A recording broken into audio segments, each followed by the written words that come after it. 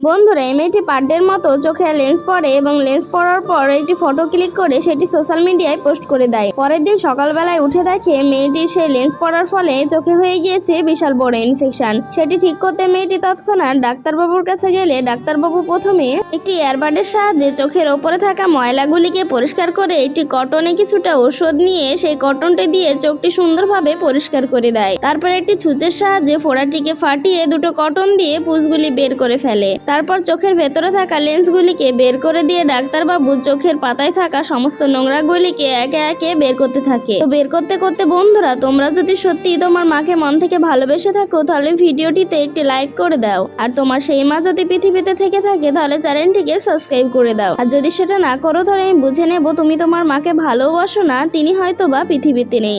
নোংরাগুলি বের করার পর মেয়েটির চোখে কিছু ফোঁটা আই ড্রপ দিয়ে দিলে মেয়েটির চোখ আবার আগের মতো সুস্থ হয়ে যায়।